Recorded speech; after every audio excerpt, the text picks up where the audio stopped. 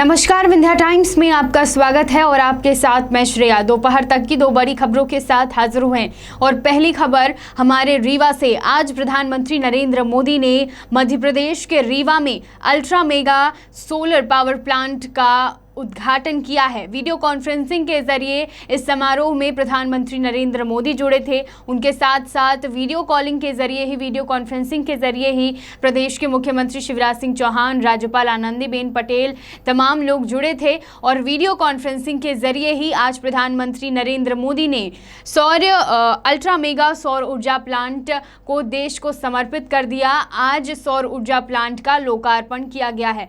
इस लोकार्पण समारोह में प्रधानमंत्री नरेंद्र मोदी ने 7 महत्वपूर्ण चीजें कही। सबसे पहले आपको बता दें कि प्रधानमंत्री नरेंद्र मोदी ने कहा कि मध्य प्रदेश साफ सुथरी और सस्ती बिजली का हब बन जाएगा। इससे हमारे किसानों, मध्यम और गरीब परिवारों को, आदिवासियों को फायदा होगा। हमारी संस्कृति में सूर्य का विशेष महत्व है और एक संस्कृत श्लोक से उन्होंने इसका महत्व समझाया। जो 7 प्रमुख चीजें प्रधानमंत्री नरेंद्र मोदी ने कही, एक एक करके मैं आपको बताना चाह रही हूँ। पहली बात जो उन्होंने कही कि बिजली पर आत्मनिर्भरता बढ़ रही है। दूसरी बात उन्होंने कही कि रीवा की पहचान जो सफ़ेद शेरों से होती है, अब ऊर्जा में उसका नाम जुड़ जाएगा।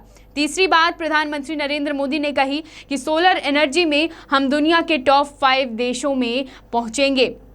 ये बात प्रधानमंत्री नरेंद्र मोदी ने कही है कि हम टॉप 5 देशों में पहुंच गए हैं। इसके बाद एलईडी बल्ब से 4.5 करोड़ टन कार्बन डाइऑक्साइड पर्यावरण में घुलने से रुकी है। ये बात भी प्रधानमंत्री नरेंद्र मोदी ने अपने भाषण के दौरान बताई। इसके अलावा उन्होंने कहा कि भारत को पावर एक्सपोर्टर बनाना है।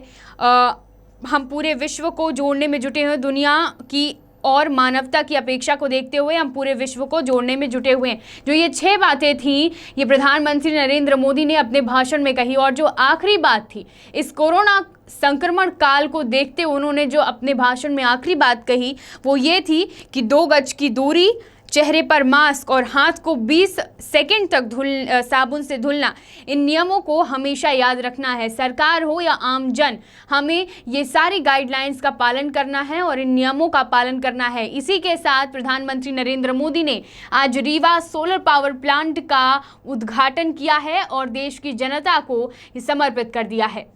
दोपहर की पहली बड़ी खबर। दूसरी खबर की बात करते हैं। कोरोना संक्रमण को देखते हुए सीबीएसई ने 9th से 12th तक के सिलेबस में कटौती कर दी।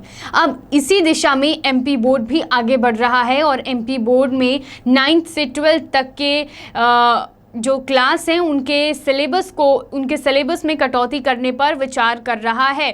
देखिए, इस टाइम पर बच्चों का बहुत नुकसान हुआ है क्योंकि जुलाई का महीना चल रहा है और अब तक लगभग स्कूलें खुल जाती थी, कोर्स कंप्लीट हो जाते थे। अप्रैल में भी क्लासेस लगती थी जो इस बार नहीं लगी हैं। इससे बच्चों का बहुत नुकसान हुआ है, उनकी पढ़ाई का बहुत नुकसान हुआ है और आगे चलकर जब स्कूल खुलेंगी तो उन पे बर्डन ना पड़े, इसलिए 30% सिलेबस में कटौती करने की योजना अब एमपी बोर्ड भी बना रहा है। पिछले दिनों इंदौर सहित प्रमुख जिलों के स्कूल शिक्षा विभाग के अधिकारियों के साथ चर्चा में प्रमुख सचिव ने इस बात के संकेत दिए थे कि एमपी बोर्ड के विद्यार्थियों के कोर्स में कटौती की जाएगी। इसके लिए विशेषज्ञों की एक समिति बनाई गई और उसमें से सुझाव मांगे गए हैं। देखना होगा कि ये निष्कर्ष कहां तक पहुंच पाता है। क्या सीबीएसई की तरह एमपी बोर्ड भी अपने जो स्टूडेंट्स हैं उनके सिलेबस में कटौती करता है या फिर नहीं। लेकिन ये बहुत ज़रूरी है क्योंकि आगे चल के स्कूल के बच्चों पे बर्डन जाहिर सी बात है बढ़ता जाएगा, क्योंकि जिस तरीके से सीबीएसई ने कटौती की है उससे उनका बर्डन थोड़ा हल्का होगा।